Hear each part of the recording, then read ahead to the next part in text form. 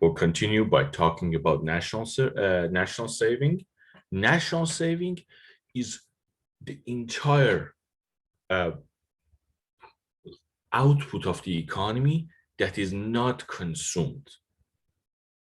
This consumption can be done by the private sector. For example, if I buy myself a new car, or if I buy myself a t-shirt, or it can be done by the government. It can be the government buying a brand new fighter jet, or build a brand new hospital or a nice school, things like that.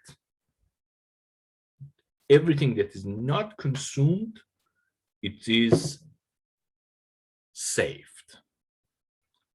And of course, just as we had the private saving rate, we also have a national saving rate.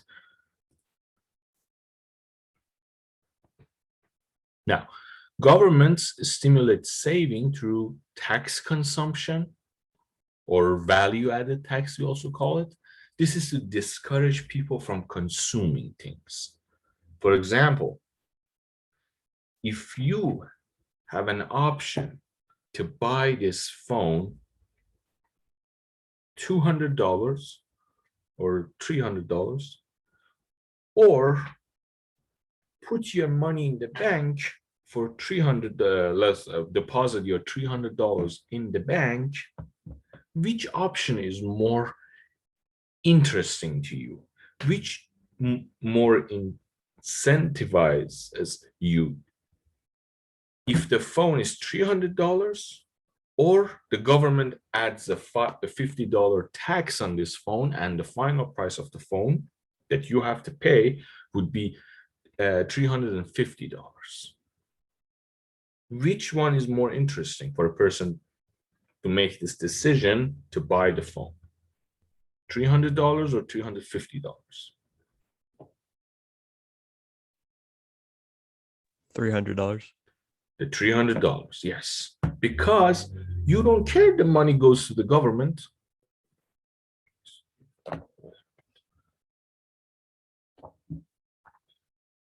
You don't care that the money is going to the government. All you care about is that the money is leaving your pockets. So if the government puts a tax on consumption, it discourages you from consuming things. It makes consumption more expensive, therefore makes saving more interesting.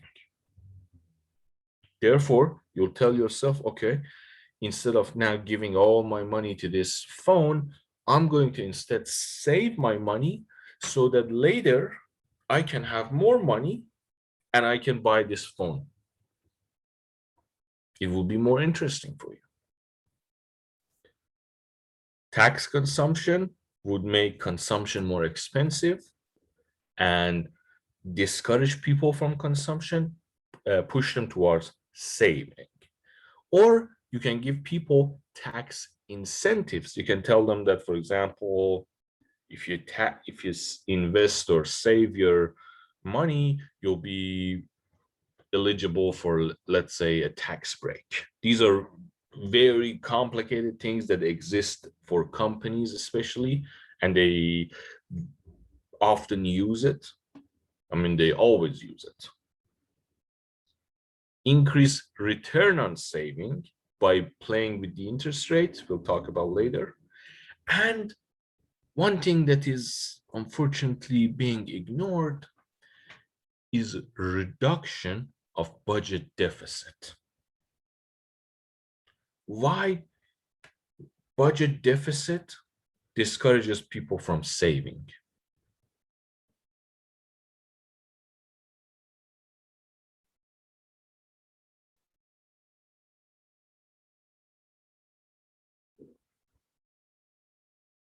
Anyone? Would that mean the economy is unstable, so you wouldn't want to keep your money? Or would the inflation The economy, it can be unstable and discourage people from consumption, or it can be unstable and discourage people from saving. Why would an increase in budget deficit discourage people from saving and instead push them towards consumption? I guess if there's a budget deficit, then people think that the money they save will go towards like paying the debt, so they wouldn't want to put their money in like the savings. They want to like have it in their, give it to their own. They don't want to have the money to their to themselves. No, like they want to keep the money to themselves. So the bank or like whatever they invested in or save in won't be unsafe, I assume. Yeah. Let's see. We'll continue. Today we'll be focusing on what government budget deficit would do to tax rates, saving rates and investment rate, and how government policy or macroeconomic policies can influence them through different tools that policymakers have. Of course, tax being one of them. If you increase taxes, you can reduce budget deficit. Without taxes, you cannot reduce budget deficit. Or if you give tax incentives for saving, people will save more, but your tax income would go down. These are all very interesting discussions. Today we'll be focusing on those. Let's see if I can get my tablet to work.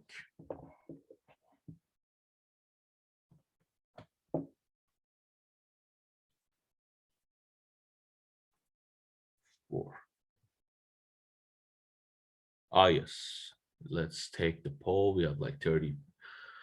So here's the poll. I want to know if you're able to appear at the Delta Testing Center or not. Oh my God. Everybody's voting no. Where you guys live? Out of this planet? Greensboro. Greensboro, yeah. Guatemala. Guatemala, yep. New York. New York.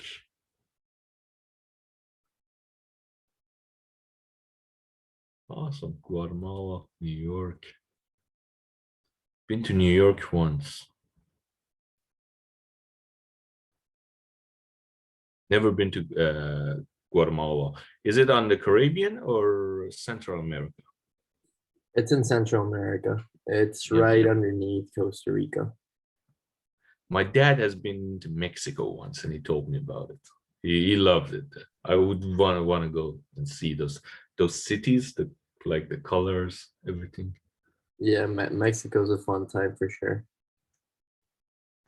Yeah, Central America. Okay, so yep, since we have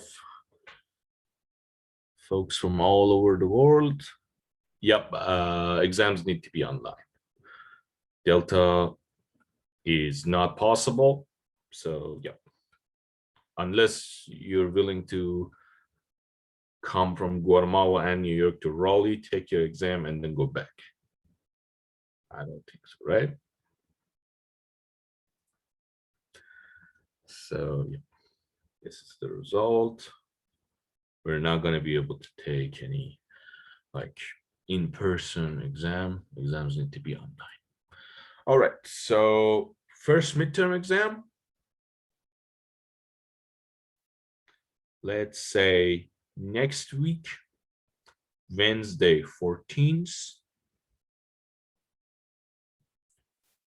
Next week, Wednesday 14th, chapters 3, 4, and 5. That's your first midterm exam. 2, 3, 4, 5. 4 chapters. We'll finish chapter 4 today, hopefully, and then we'll cover chapter 5 in the remaining time. That will be your first midterm exam. It will be online, and I'm planning for the exam to be on class time, but I know that some of you, especially you who will be watching later on YouTube, don't panic. I know you have to work or do something during class time. You will, I already have your names, so you'll have more time to take the exams, and then like give it back to me. Of course, everybody will have equal time, but I have to make an exception here because of all this. All right, so let's continue with our discussion of chapter 4. Will it be open notes or closed notes? It'll be open notes because like the thing about online exams is that you can like supervise it, but it's kind of, like I read an article that it's like a super serious breach of privacy and it could lead to some like issues and everything. So yeah, I mean, if students want to work something around an online exam, I'm sure you will. So I'll try to, but I'll try to make it more serious, but by giving you less time. So you have to prepare before, even if the exam is open notes, because you'll have less time to finish the exam. You need to be already prepared to be able to do good on the exam. That's the only option that is left for me. So yeah, it's basically malware. Yeah.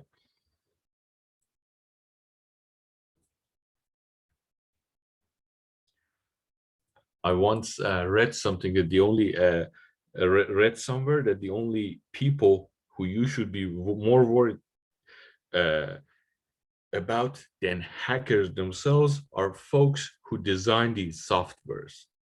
Of course, that's a joke, but like I have a friend of mine who's doing his PhD in computer like internet security, and he's like he's basically living in a cave in terms of online life and everything. He's like so careful about it, all of this. So I'll try my best not to expose you to any unnecessary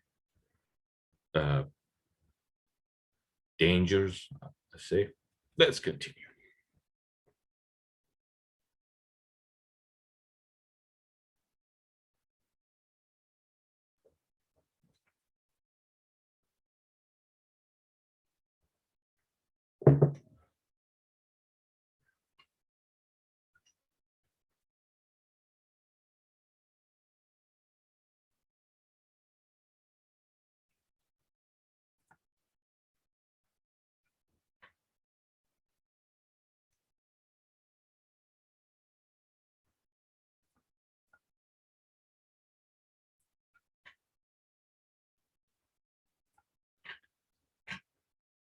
Uses of saving.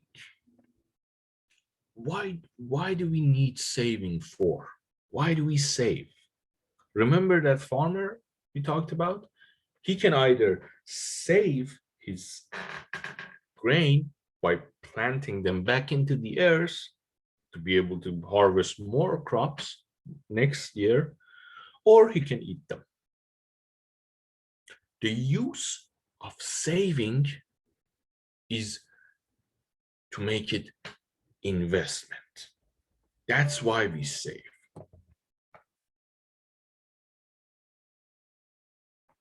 The reason we save money is to invest it. Formula for national saving rate is S equal to everything we make minus everything we pay to the government minus everything we consume. That would be private saving. Also, the government saving was everything the government makes minus everything the government spends. Yeah, if you can see, the T's cancel because private sector has to pay taxes. The government sector will receive the taxes, so the taxes would cancel each other. So you will be left with Y minus C minus G. And of course, we also have the trade balance.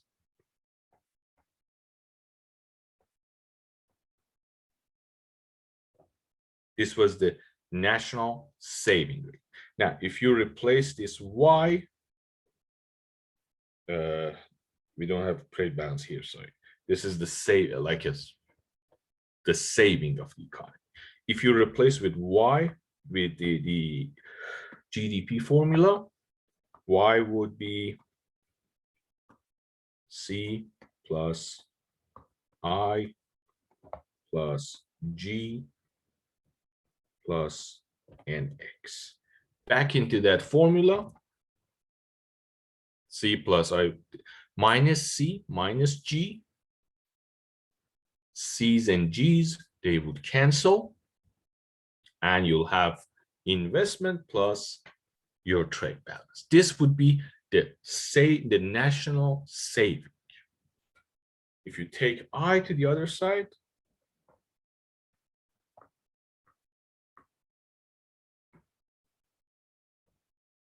S would be equal to I plus NX, because C and G would cancel each other. Therefore, S minus I would be equal to NX, or net trade balance. S, saving, minus investment, equal to net trade balance. If you assume trade balance of the country is 0, it means that the country's exports and imports are equal, or as we often use in macroeconomics, use the assumption of a closed economy. You assume there's only one country, there's no trade. To make things simpler, then you can say S is equal to I. All your savings would mean investment. This is why saving is very important, because saving would result in investment.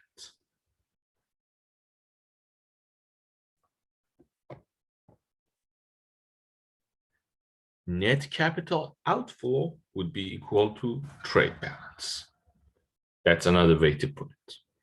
Capital outflow, basically the difference between S and I. How much capital is leaving the country? If you're saving money and you're not investing here, well, something is happening to the money. The money is going out. It's going to be invested in some other country. A trade surplus occurs if trade balance greater than 0. A trade deficit occurs if trade balance is less than 0. Of course, trade surplus, trade balance is when we, for example, talk about United States and China. United States is importing a lot from China, while it's exporting not that much. Therefore, trade surplus is less than 0, or net exports is less than 0. Therefore, we have a trade deficit there. The trade balance is reported periodically in the balance of payment accounts, which is a bookkeeping system for recording all receipts and payments between a nation and other foreign countries Now, this is like about governments. Like every government has a different office, has its own office to record these statistics, and often governments are obligated by transparency laws to provide these information to their citizens, and often they are not. They would say, no, you don't need to know about that, I know it better than you. So these are different across nations, but in the United States, Bureau of Economic Analysis, this Bureau of Economic Analysis releases data around 2.5 months after the end of the quarter, and receives data and revises data every year in June to incorporate accurate information. And you can find this data. I actually did a research with like 2 people on international trade, and I looked at this website once. I couldn't find what I was looking for here. I had to go to the World Trade Organization to get my data. But this is this is why we use it. We use this data, we download the data, usually as an Excel sheet and everything, and then we uses these like softwares, for example, our software, to play with these data to be able to put them in our models and get something out. For example, my research was focused on what do we call this? The double Irish, and the whole issue of US trade deficit. If these countries have different tax laws, then companies are motivated to underreport or overreport their intermediate goods, which in the case of double Irish, it was proven. I really would love to, if you can read. Yeah. Just, yeah. If you can read this, if you're interested in this, and also Ireland as a tax haven. And then like in that paper, it's not published yet, but we wrote that like, if you want to deal with this problem, we recommend you, that was actually my addition, so I'm very proud of this, I have to tell you. We recommend one tax rate, one at least like some understandable tax rate amongst nations, so that these companies, these multinational corporations can't get out. They have to pay. If every country agree that there is this tax rate, then these multinational corporations, they won't be able to create these phony companies. For example, Apple cannot create another company and call it Orange, but then own all the shares of Orange. Therefore, Orange is basically Apple. And then Orange can operate in a country that has a much lower tax rate, like Ireland. Now,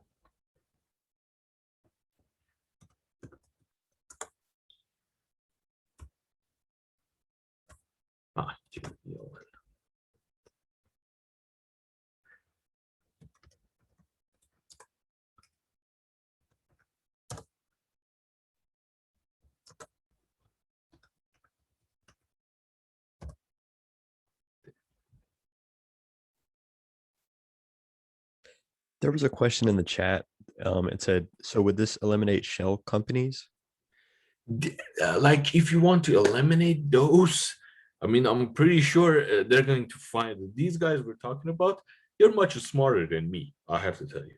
I'll tell you. So I cannot eliminate anything.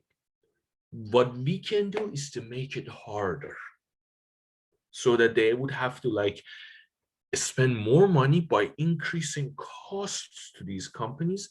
Some of them would be incentivized to pay their share, pay their fair taxes, their fair share of taxes. If you can make it harder for them, you can at least get something from them that can probably build a school with, or build a hospital with, or do something with that money, or at least reduce taxes for others. Because right now, a school teacher is probably paying more taxes than a billionaire because of all these assessments. A trucker is paying more taxes than a multinational corporation. And this is not something that would look good in the future.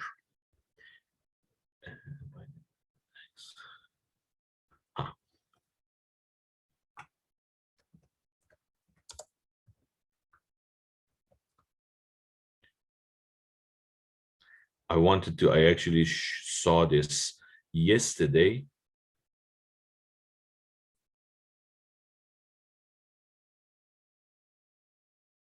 They're actually doing this. The current administration, they started this initiative to say, you know what, we need to have one minimum tax, corporate tax rate, so that every country has to pay that, so that these countries are incentivized to get out and flee. And guess which countries rejected this offer? If you can name one country which rejected this offer. Ireland? Yes, Ireland rejected it. I read on Fox Business yesterday, last night, that Ireland rejected this, and I was like, of course they do. So yeah, this is what economists do. This is like my job, how I buy myself groceries. So of course, if I'm successful, I can keep doing this. This is why I like this job. We use these websites to get this data, and it's almost like a detective work. But detectives are luckier because they're usually more like, they're smarter, more educated than the person they're chasing. But in our case, it's the opposite. The other side is smarter and much more stronger, but still will try to do something. It's like detective work. So the uses of saving and net capital outflow identities show that saving is linked to wealth. If you save money, you're going to end up wealthier than if you consume everything and just get rid of it.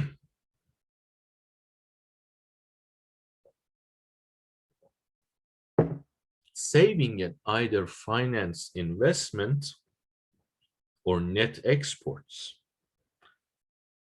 If you send it somewhere else, they have to pay you back in some case, like in some way. They can't just take your money and run away. So you'll be richer, you'll be wealthier. Finance investment,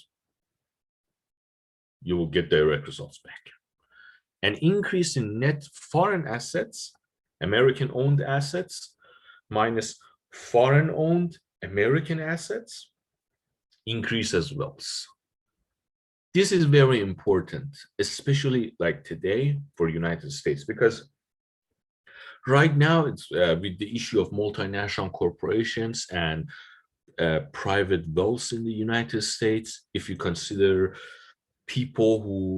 most people who really have no wealth, if you consider all their credit card debts, they don't own a house, they just have like a car or something, they pay rents, and many people do that, and they owe a lot of money on credit card debts. These people have negative wealth, but also you have to account for all these corporations that are owned by US stockholders, and they have these vast investments all over the world. So it creates a really interesting situation regarding the wealth of America as a nation, United States as a nation. Americans have had very low private saving rates in recent years. Does it mean that personal wealth has not increased in the United States? No. Of course, personal wealth is my wealth plus Jeff Bezos' wealth divided by 2. So you have to also be careful about this here. It's not about like, you can't say, oh, does that mean I'm getting richer? Not necessarily. If you can see here, this is ratio of wealth to income.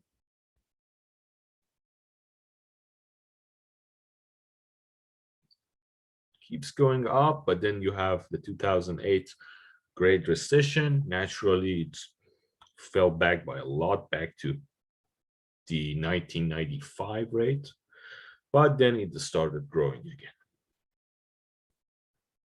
Up until the 1980s, United States was the largest net creditor in the world, meaning that the United States lent money to other countries. By 2012, net foreign debt exploded. Instead of actually lending money to other countries, the United States started borrowing money from other countries.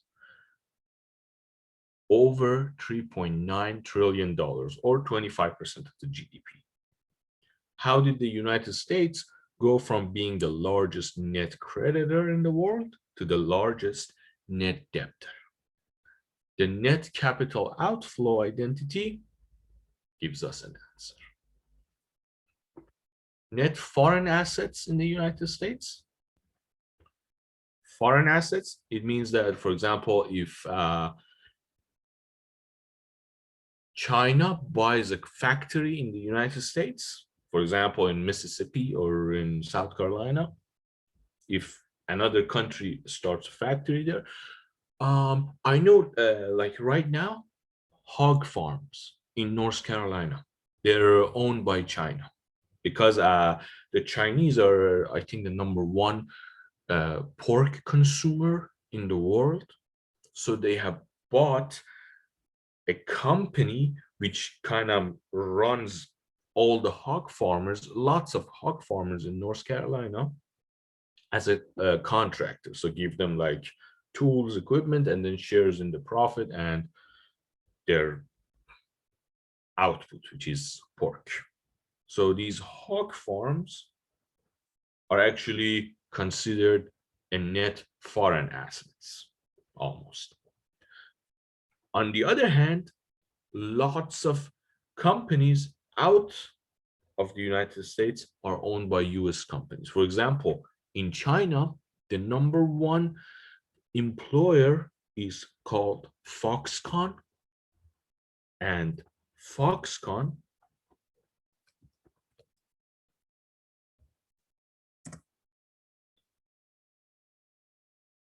is it's like on paper, it's a Taiwanese company. It's a very important corporation, Foxconn. And its job is actually to accept contracts from all the US tech companies, Apple, yeah, you can see like Sony, like all these multinational tech corporations, and produce those like phones and everything. For example, this phone was made by Foxconn under license. And this company is the #1 employer in China after the government. It's the like when I was doing my research on international trade, I read this. So this is why it goes from up to down all this time. There are companies here, foreign assets here, foreign assets there. But also, if you deduct the liabilities, you may own some assets in that other country, but you may owe them a lot of money. If you borrow money from them because years and years of budget deficit, you may end up owning them a lot of money. National saving investment, you see, private sector has investment, private sector saves money. But government has no investment. Government doesn't save. This is not necessarily a bad thing that government doesn't save. Why? Because if the government actually saves money, it means the government's income, taxes, is higher than its expenditure. It means the government is actually overtaxing the population. Why the government needs so much money that he even saves? Is the government a company? Is the government going to decide what the country needs, or the private sector can decide it better? So taxes going too high, that companies, that the government would be here, not necessarily a good thing. It can be called overtaxation.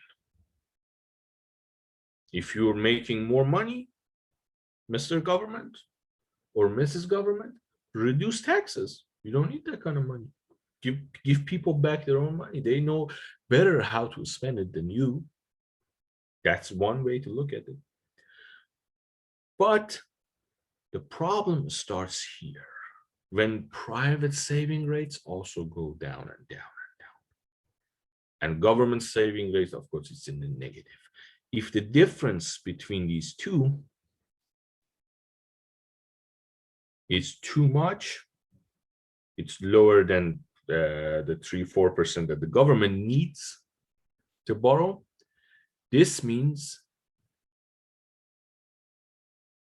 that the country doesn't have enough money to meet this need. The country needs to borrow from other countries. National saving. If the difference will be in the negative, you see, at this point, private sector is saving like 1%, but the government is borrowing like 3%. Where does the other 2% come from? Who's going to pay for the other 2%? Foreign creditors. So you have to borrow money from foreign countries. I had a question. Yep, go ahead. With the long run average of the government saving, do you want it to be at 0? The long run average of governments, that depends. Like, what country are we talking about? United States, a European country, a South American country? That depends on the country's needs. If the country needs to like rapidly grow its economy, maybe you need more saving. If the country is aging, for example, Japan has a very serious situation right now because the country is aging. In United States, people have children, and also on top of that, there's lots of immigrations. In Japan, people don't have that many children, and there is no immigration, so the country's population is aging and aging. So the country really doesn't see like a future for consumption and investment. That's why in Japan, it's not unusual to see a negative interest rate. This is very interesting. The country has a negative interest rate. It means that people just lend you money, just take this money and go. Just give me some of it back, because if I keep it myself, all of it is gone. Just take this money and go. This is very nice. Just take this money and go. People just offer you money, just take it and go. But nobody is even taking that because there is nowhere to invest. You'll know that, for example, if I open a fast food restaurant here, in 10 years, there will be no young people to come and eat here. What's the point? This is one country, and the other country is India. India has a very different prospect. If India manages to do it right, they'll probably be the #1 economy in the world in the next 50 years. They have many things that even the Chinese don't have, that if they use it right, they can be the #1 economy in the world. The country's population is like 1.5 billion. People are tech savvy, they're smart, they know how to deal with internet, with computer. They can probably take over the whole artificial intelligence and all these smart industries of future. So that's a completely different situation in terms of saving. Another country could be United States. United States has had full unemployment before COVID. There was no like meaningful investment by the private sector. There was like the government sector completely different. Infrastructure, government debt. These countries that are richer and already developed, they also need a different saving rate. And who gets to decide what? That's a policy question. This will be decided by elections. So if I give you like one answer, that would be my own personal political perspective. These are what elections are for. That's when you see, for example, two people, candidates for president from two parties are debating one another. Always remember, these two people aren't debating. Two economists are debating. One believes in higher saving. The other one believes in higher consumption. One is like Stiglitz. After the tax breaks, he was mad. He was saying, okay, you gave these tax breaks to these companies, good for you, But these companies aren't going to invest this money back into the United States while you have all those tax havens in Ireland and all those investment grounds in China. They're going to leave. They're going to take your money, say bye-bye, go to China, go to Ireland, do something else. Instead of reinvesting it back in the country, back in the homeland, they're going to take the money and go. The other side was saying that it doesn't matter. In the long run, the companies can make the best decision for themselves. If you give them back more of their money, they're going to make the right decision, and in the long run, everybody would benefit. And of course, the truth, if I want to be honest, the truth was like so, not 100% this camp, not 100% that camp. So the companies that got the tax break didn't like started making everything better for people, but they didn't take all the money and just go. They reinvested a portion of the money back into the country, saved the money, created jobs. If you remember, unemployment rate went down, and real wages for the first time in like 30, 40 years went up. But on the other hand, budget deficit went up. So which one? I honestly can't tell.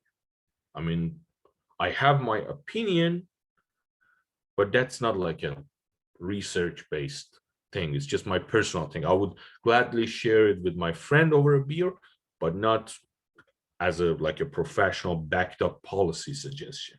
For that, you need data, you need to study this, and you need to have like solid conclusions that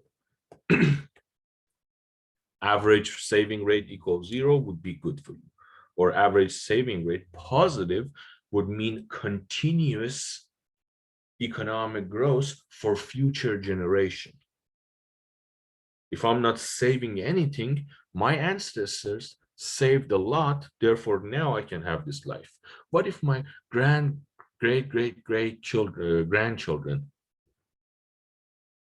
what about them? Am I not responsible to them? If I keep saving for them, invest for them, just like my ancestors did for me. My ancestors didn't ride horses and they say, ha, this is peak civilization. We're not going to do anything else anymore. We're just going to enjoy our life.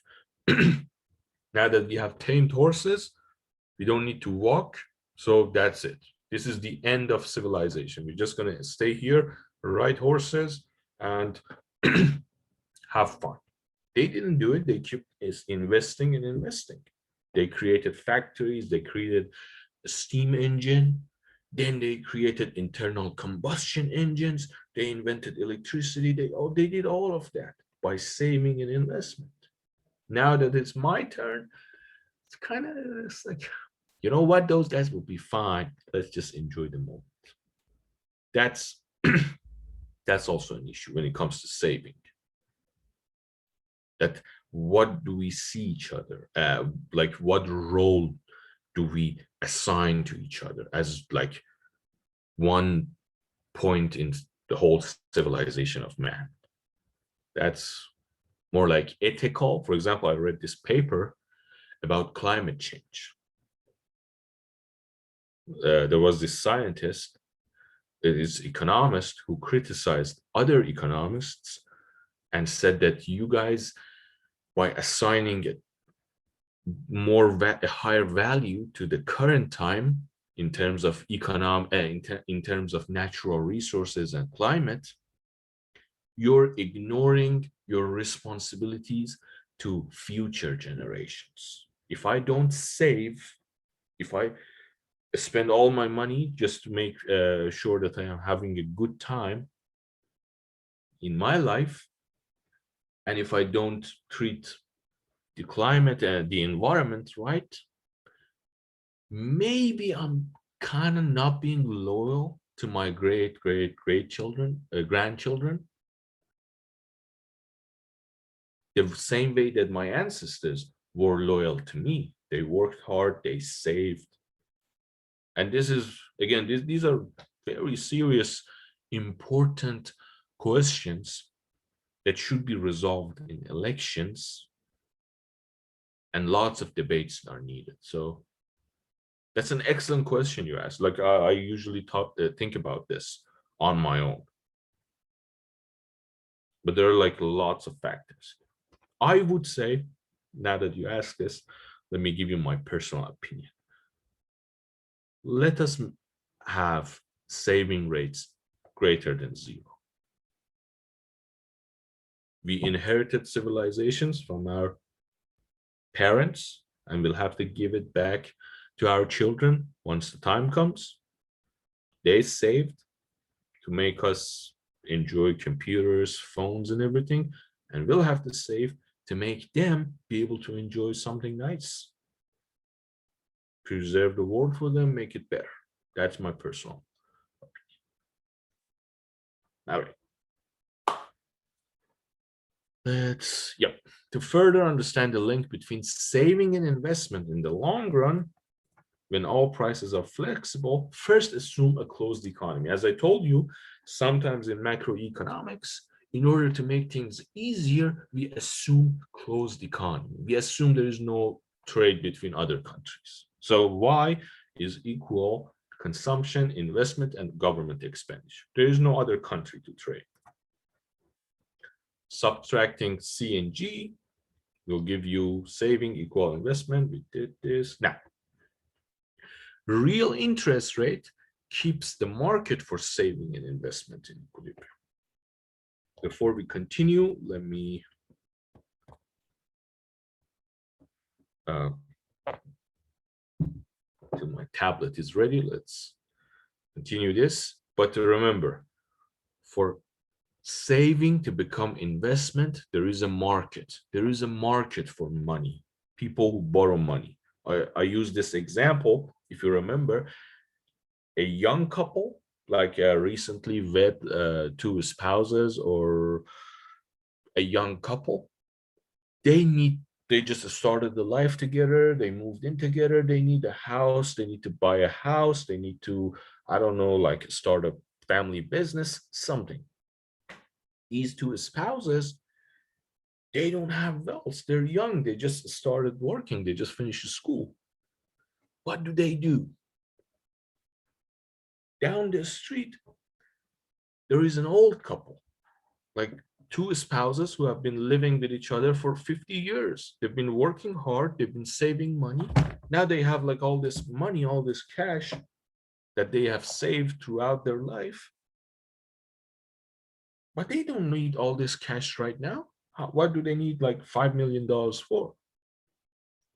Instead, they want a steady income so that they can go travel around the world. They can go and see, I don't know, Mount Rushmore, and then go to Japan and see the blossoms there, flowers there, all of that.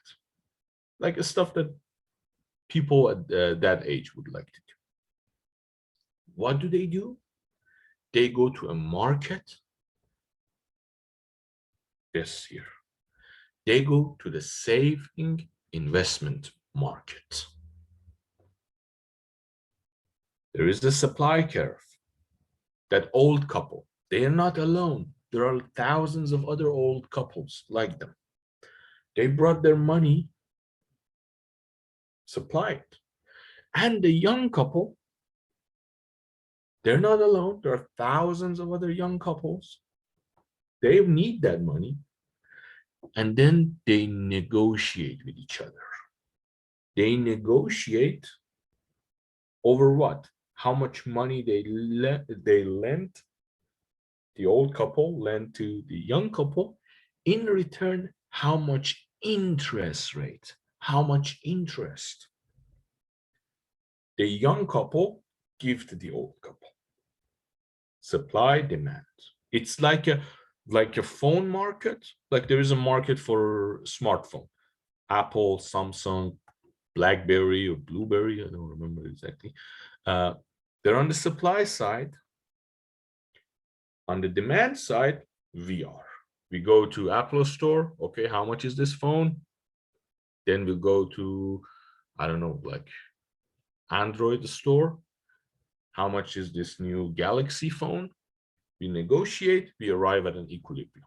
The same exact principle exists for saving and investment. Old people have saved their money. They supply the saving. Young people, they want to buy a house or start a new business. They need investment.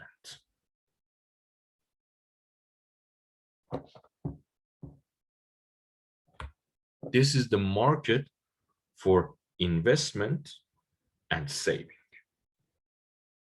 Does this make sense? Am I making it clear?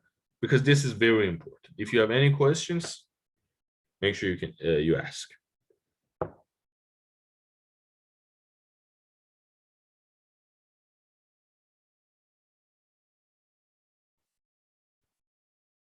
No questions?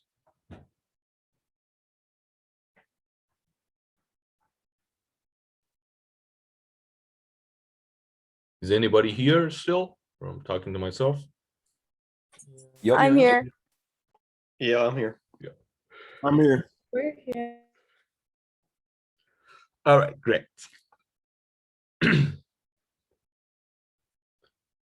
can you We go back to that graph one more time? show you the graph. This one. Yeah. Why do investments fall with No, lower this is interest a this is the demand curve. Oh, okay. Investment- Yeah, you see, just like the demand curve doesn't fall with lower prices. Demand curve falls gradually because this point, every point on the demand curve, back from EC 101 or 201, I don't remember exactly which one was it. If you remember, every point on a demand curve shows you what? Every point on the demand curve shows you the value that you assign to that thing. This demand curve represents thousands and thousands and millions of people. This point, point A, is a family. This family, let's say, they really need money. They need a house right now. They need to buy a house right now. For example, they just had a twin. They just had twins. If you have twins, oh my God, you have to like scramble, quickly get a house. Like everything changes if you have twins. So they need money very fast and they need a lot of money. They really need money. Therefore, they're willing to pay a higher interest rate. Their willingness to pay is high. At point D, we're talking about a family that's like, yeah, like they don't have kids. They're just like a young couple. They're working. They really just like they go to work 8 o'clock, like in the morning, come back like 6 o'clock in the evening. They just need a couch to sit on for like a couple of hours and watch a few cat videos together, and then they'll go to sleep. Tomorrow morning they'll go to work. They don't really need a big house with like a playground for kids and everything. They just need some place to sleep. Young professionals, many of them are like that. These folks are not willing to pay that high interest rate. So the couple at A, they just had twins. They're like, oh my God, what are we gonna do? They really need money fast. They're willing to pay a higher interest rate.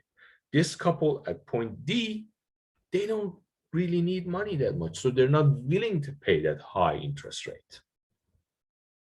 On the other hand, there is this young couple, there's this old couple at point B who probably need money for something. They're willing to like lend all of their money and they're asking for a higher interest rate because their opportunity cost is much higher.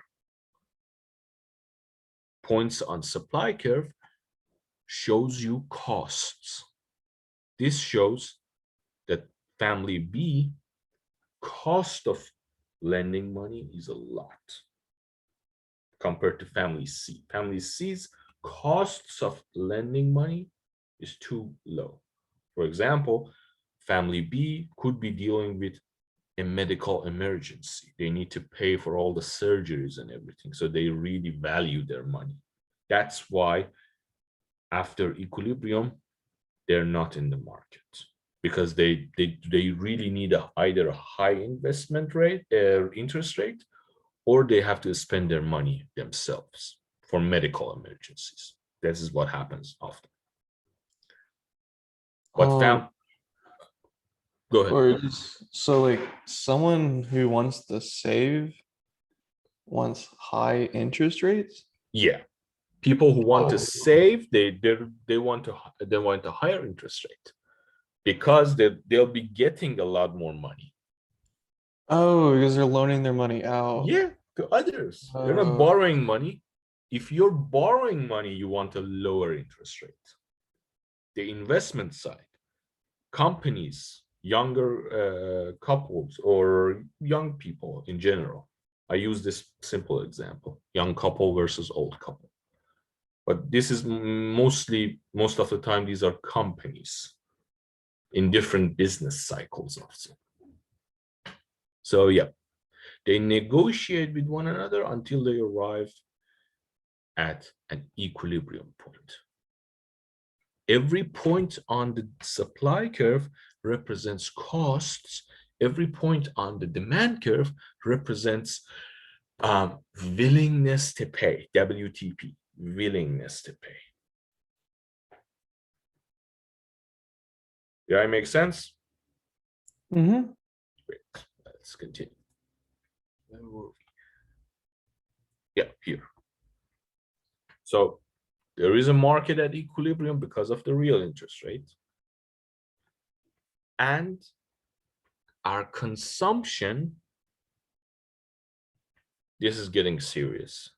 So make sure you pay close attention to this part.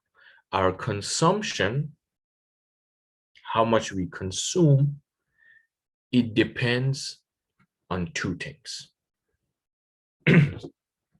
There is an autonomous consumption. This is, let's assume this is the minimum consumption. This is the consumption that there has to be, otherwise, like, I will starve. I have to go and buy my groceries. C bar, autonomous consumption, this is always there. But then this other part, it depends on how much money I have in my pocket. Like when I go buy my groceries, I also watch those ice creams. So do I need those ice creams? That depends on how much money I have in my bank account.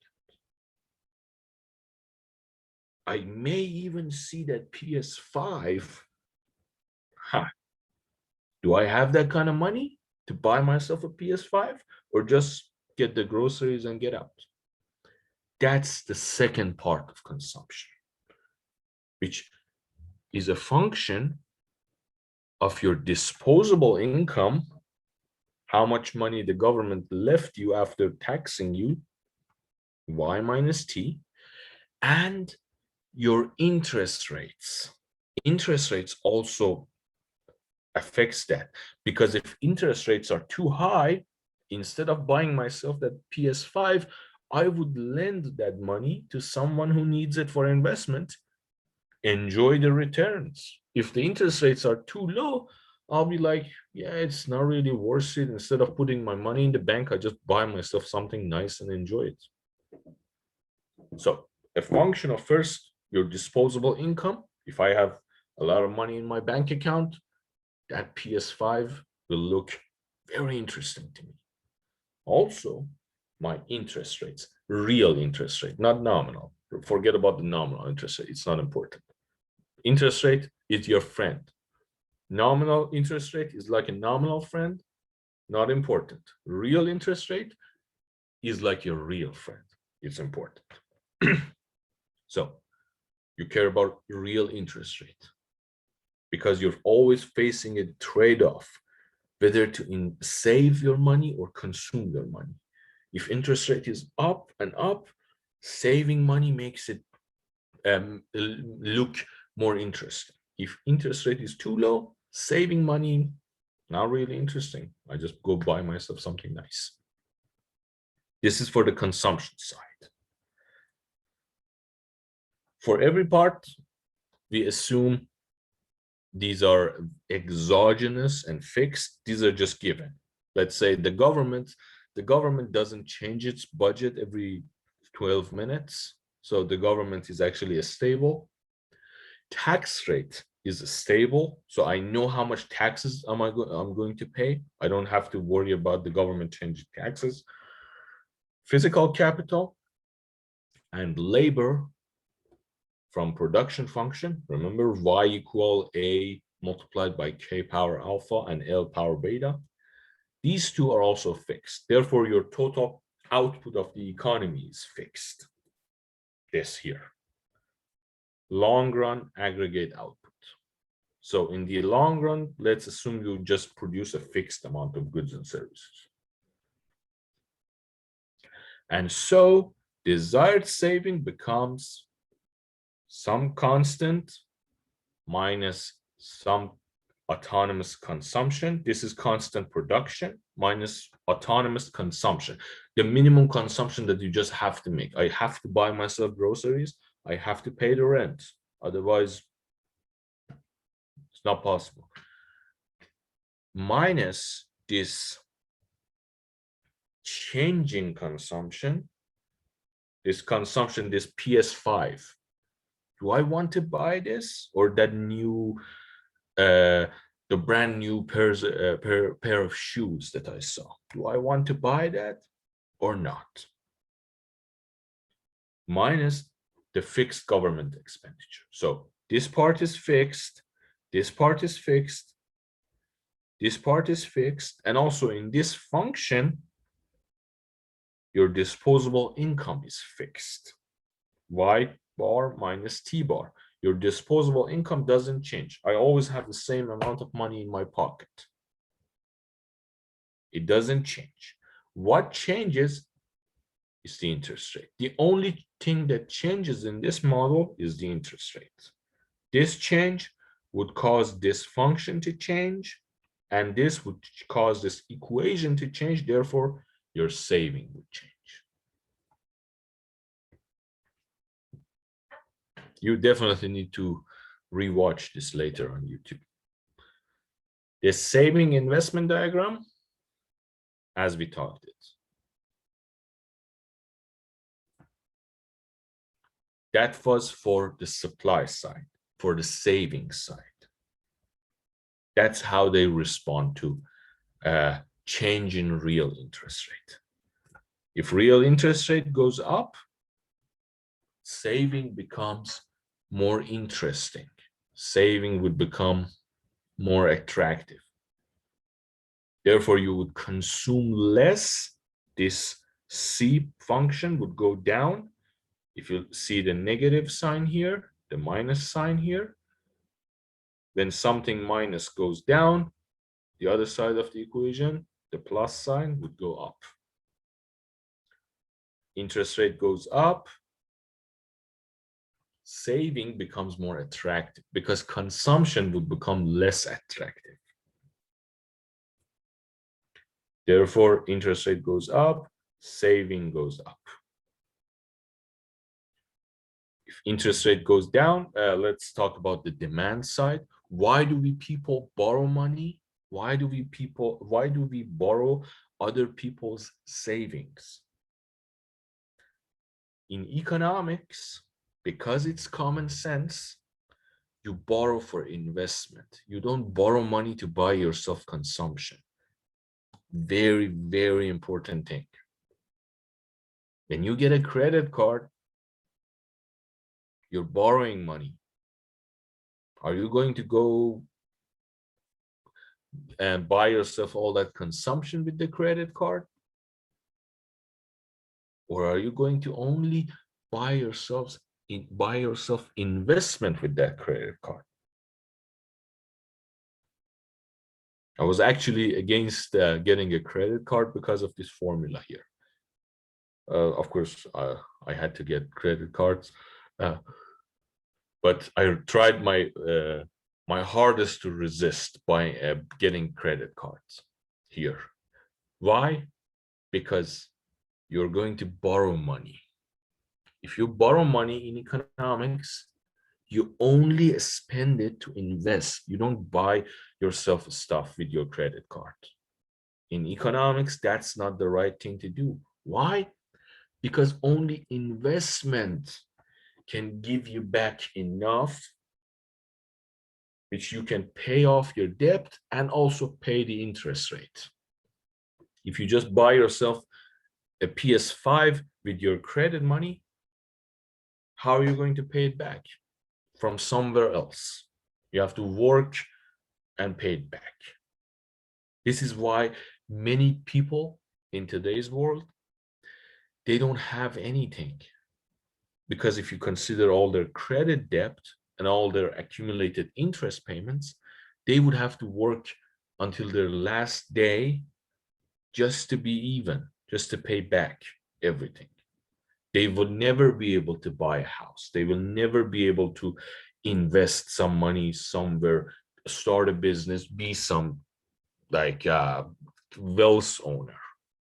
This is a serious situation. Some people are saying that this is the way of the future, that all the wealth will be owned by pretty much the wealthy, the corporations. For example, nobody will own his own or her own house. A corporation will own your house for you, and you will have to pay rent. Others are saying it's a scary world. If you don't own anything, your negotiating power with those who own things will go down. If I own my own house, the government needs to probably respect me or something.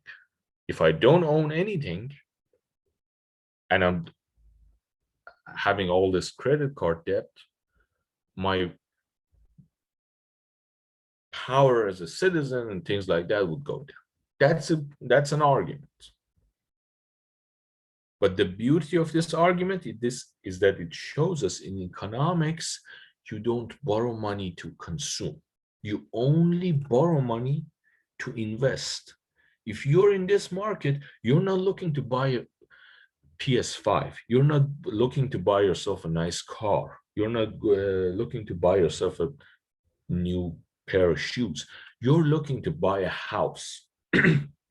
You're looking to buy a piece of land, a farm. You're looking to buy a business. You want investment. You don't want consumption. No consumption here. People who save money and people who are looking for investment. This investment, it's a fixed investment, autonomous investment. This always needs to be there. This could be zero. You don't have to invest. Nobody is forcing you to always invest. No. But it could also, in some situations, be a positive number. You have to, every year, for example, start investing more. For example, if you're a farmer, you may say that every year, because of all the environmental changes and stuff like that, I have to invest some money in this, like my water supply, to make it better, things like that. That's the autonomous investment. It's fixed. It's always there. It's fixed. The other side, it's a function. Just like consumption, it's a function that depends. It depends on the interest rate. Is the interest rate low or is it high? If the interest rate is high, people are really happy to lend me money, but I'm not happy to borrow that money because that means I have to pay more money back. Higher interest rate would discourage investment. This is why all over the world, politicians, presidents, and prime ministers always push their central banks to lower interest rates. They're always like pushing them, like forcing them. Every possible way, they're forcing their central banks, their Federal Reserves, pushing them towards lowering the interest rate. Why? Because they want interest rate to go down, so investment would become more attractive. People would borrow more money, start new jobs, and therefore they can show on the election, hey guys, you see, I have created all these jobs. So they always push for a lower interest rate. For example, in like a month, like 2, 3, 4 months ago, in Turkey, Prime Minister Erdogan, he wanted the head of the central bank to lower interest rate, and the economist there, he said no, it's not the right time. They have their own reasons, and the president fired him immediately. He fired him, replaced him with someone who agreed to lower the interest rate, because it's very important to increase investment, create jobs, so that you can have numbers to show people, and of course, grow the economy.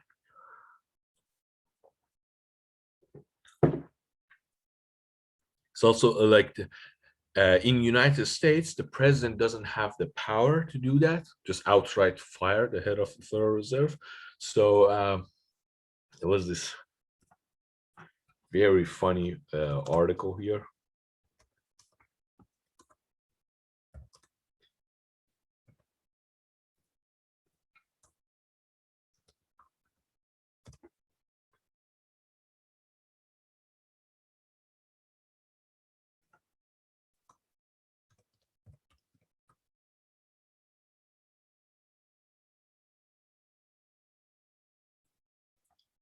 This President Trump, former president of the United States, he wanted the Federal Reserve to lower interest rate, and they refused to do it because they believe they had their own reason. The president, he wanted to increase investment and create more jobs and also increase wages, because investment would increase demand for labor and grow the economy in general. The Federal Reserve was against it. So they had the funniest fight. I really miss those years. They had the funniest fight. The president, because he didn't have the power to outright fire the head of the Federal Reserve and replace him like other countries, instead had to assign like advisors and other board members. So he assigned board members that weren't really economists. He even once assigned someone who was a pizza restaurant owner, just to mess with the Federal Reserve, just to mess with them and just push them out. So it was like the funniest fight. I really wish I could find that one article that it was that pizza manager who was assigned to the Federal Reserve. And it was so funny. I really miss those years. But yeah, politicians all over the world, it doesn't matter which political parties they belong to, they always get in fight with their Federal Reserves and their central banks. Why? Because they want this interest rate to go down. They want the interest rate to go down to create investment. On the other hand, Federal Reserves, they're not really saints. They're usually over conservative. If you're the head of the Federal Reserve, you're responsible for a lot of things. To keeping inflation down would be your legacy. You don't care about economic growth as much as you care about inflation. Heads of Federal Reserves or central banks are always tend to be conservative people because they worry about their legacy. If I'm assigned, even like tomorrow someone watches this lecture and says, I like your jokes, become head of the Federal Reserve in the United States, you'll be seeing a completely different person. Why? Because I'll be worried about my legacy. If I create inflation, and then this inflation erodes people's trust in the government, and some monster or evil dictator came out of this inflation, like it happened in Europe during 20th century. From that inflation, fascists and all those crazy, dangerous ideas came because people lost their trust in the government. All be responsible. Everybody would say that guy is responsible for the destruction of the world. That guy is responsible for this country's problems. This guy is responsible. I don't want that. So heads of Federal Reserves also try to fight back, try to maintain a higher interest rate, to maintain inflation low, and all of that, which we'll see more in detail. I just wanted you to know why there is a fight over interest rates. Politicians, they want a lower interest rate to increase investment.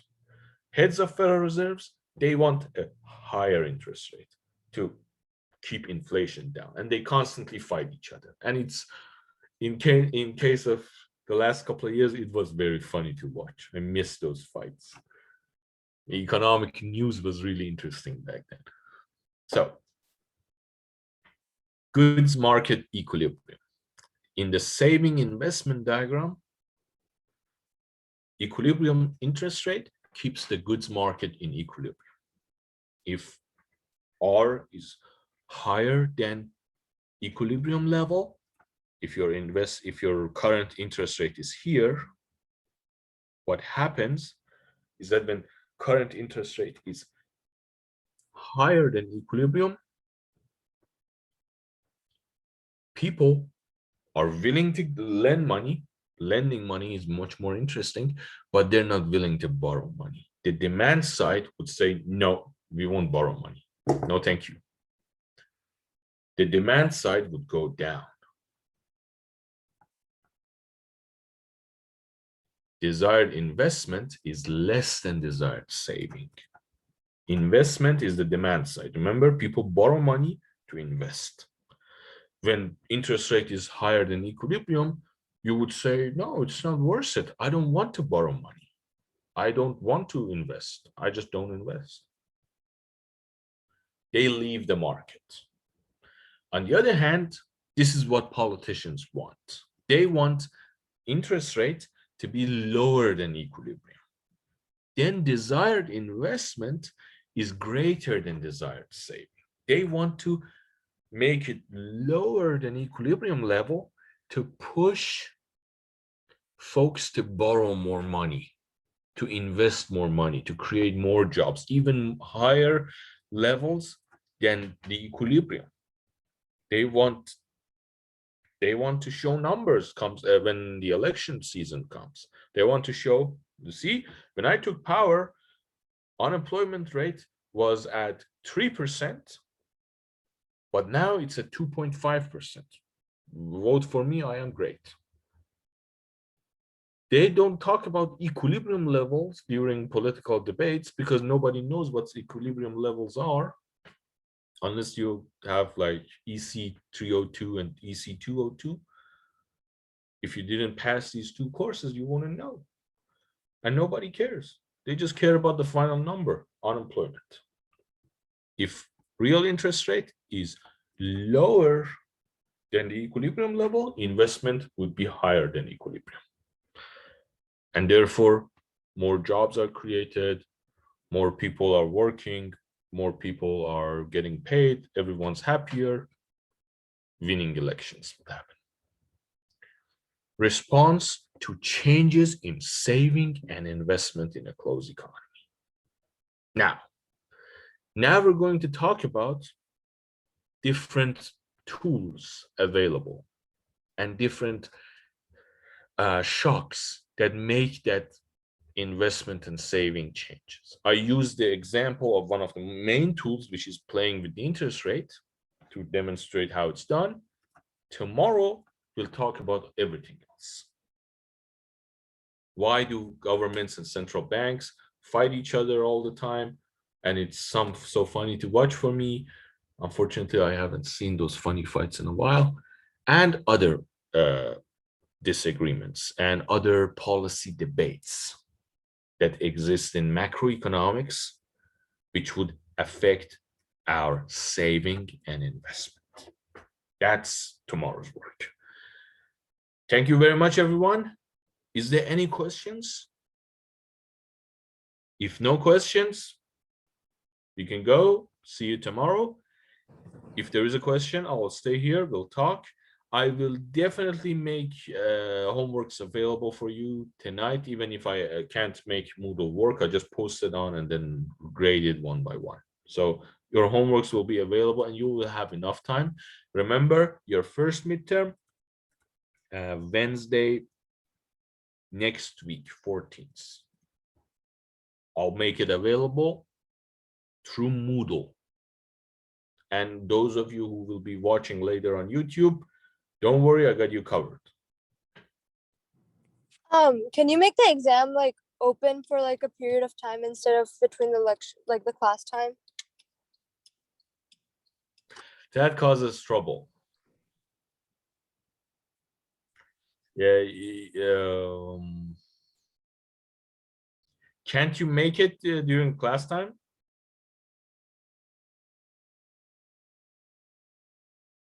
I think she was. Yeah.